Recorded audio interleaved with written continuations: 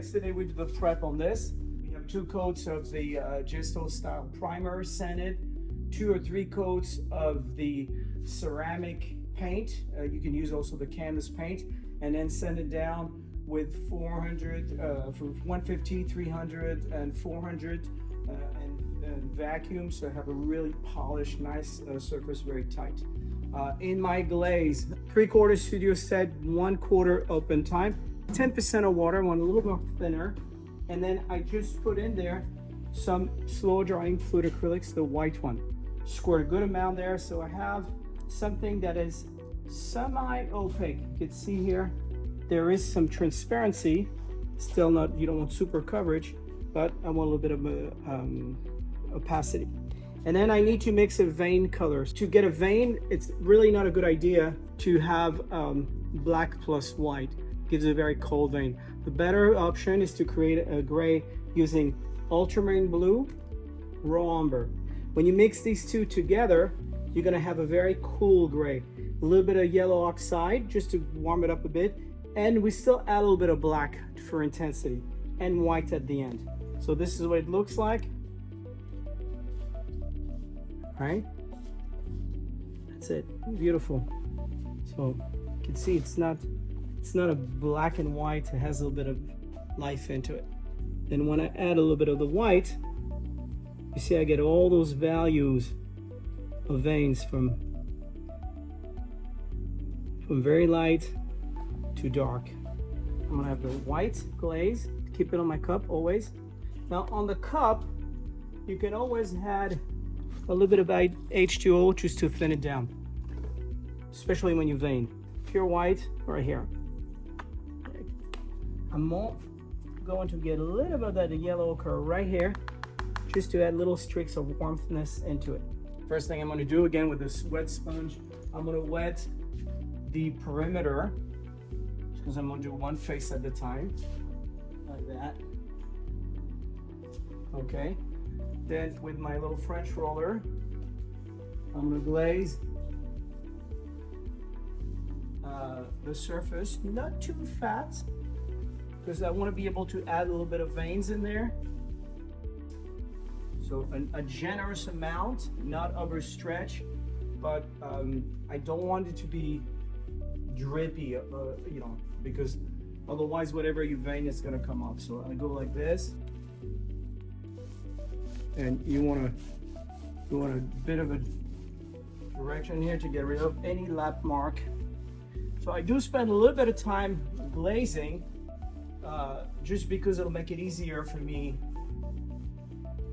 when it comes to veining. So that's a good amount. I'm going to use a long 200 spalter. So this the GLZ 37. So it's a spalter with long hair, blue tops.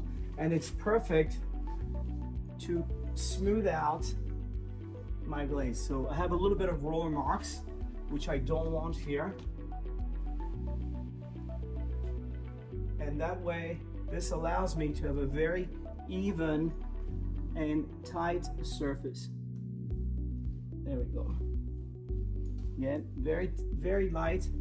I really tip it. You can see how beautifully reflective this is. Again, this is not sprayed, it's brushed on, rolled and tipped, and I have a really beautiful surface. A lot of surface tension, very nice. So I'm dipping in the white here, this exact same glaze, so they're compatible. On my palette I have Payne's Gray, I have black, I have that pre-mixed gray tint, and just a little bit of white here, and then some yellow ochre. So now I'm picking a little bit of that mix tone of the vein, and just a little bit of white, a little bit of this, so it's lighter. And I'm going to start adding a beautiful texture. This one is positive. And look at what I'm doing. I'm creating already a bed. In other words, I'm creating a direction. Then the next one is going to hook right next to it.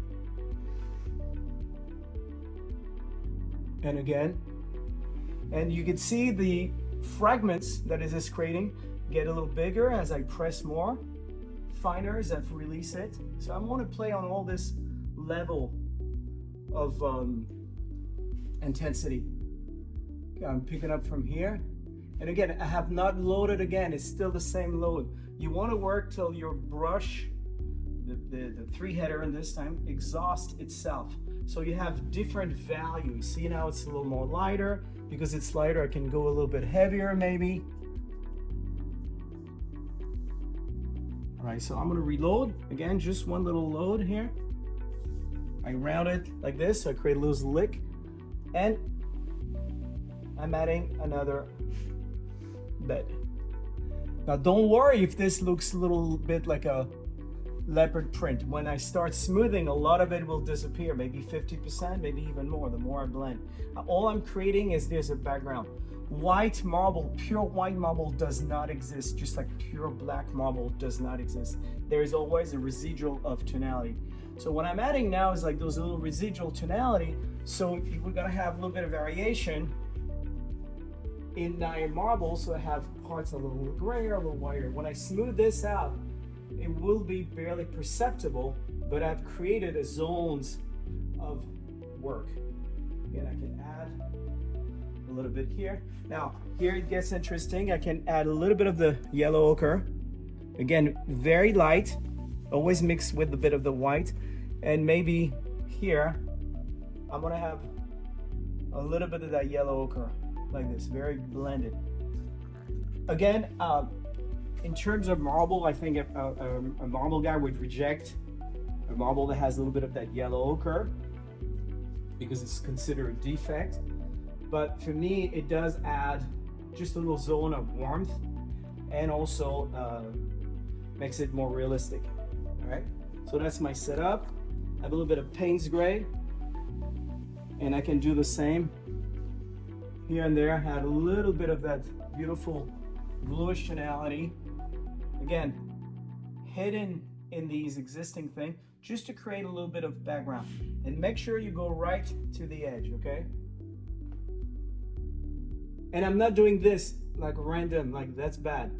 When I start something, I always start working in beds, okay? I'm gonna with my oil badger, and I'm gonna start blending this. And see, this is up and down, up and down, up and down. That's my direction. All I'm doing is creating a little bit of background. The more I blend it, the less you're gonna see it. And already you can see it's very sheer and greasy, you know? So up and down first. Once you've done a good up and down, and look at this, I'm creating already those veins, because as they tighten up together, they're always creating already a sub vein. Once I've done it once, then I'm gonna do left and right, or a 8 motion, that is. And I have something so blended, so textured, but very natural. Look at that, absolutely amazing. And I have not veined once yet.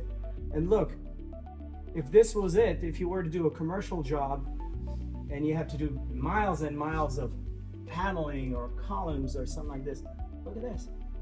I mean, I already have a very marbly surface. Now, to me, it's not enough, but there are certain marble that are veinless, and all I have is those little shadows of little veins. The more smooth, I don't want to over smooth because I get something else coming up underneath. Look how beautiful. And then you see those little blue that I had at the end? They just pop through. A little bit of yellow ochre, just popping through. And if you look at this sideway, I mean, it's absolutely staggering how tight that surface is. Absolutely phenomenal. And still plenty of time. At this point, you have 2 options. You could let this dry, do the entire pedestal this way, and once it's dry, then put a clear glaze, maybe a little bit of white in it, and vein on top of that. That would be completely fine. If you're a little bit more adventurous and know what you're doing, you can start veining directly into this. And you can also do a combo of both.